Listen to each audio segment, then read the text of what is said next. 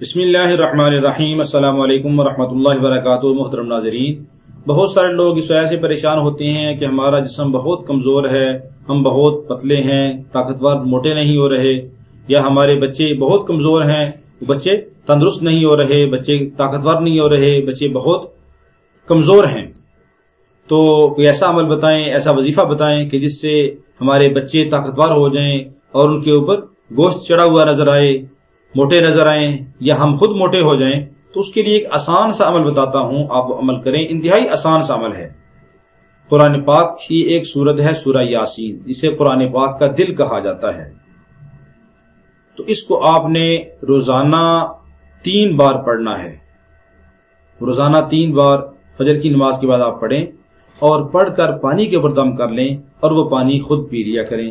اگر بچے موٹے نہیں ہو رہے، بچے طاقتور نہیں ہو رہے، آپ پانی کے اوپر دم کر کے وہ بچوں کو پانی پلائیں۔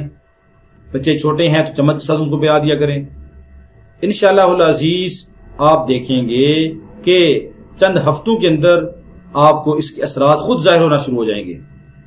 اس نیت کے ساتھ آپ یہ عمل کریں کہ انشاءاللہ العزیز میں طاقتور ہوں گا، موٹا ہوں گا تو رب کی اطاعت خوب کروں گا، رب کے دین کے لیے دیر اور دور کے لیے جاؤں گا، محنت کوشش کروں گا۔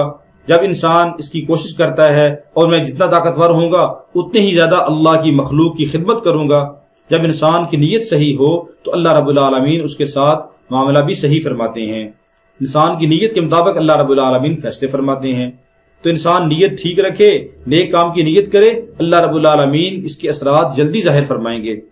اور اس کے ساتھ ساتھ آپ غذا کے اندر آپ دودھ اور سیب کا استعمال کریں، دودھ اور سیب کا استعمال کریں۔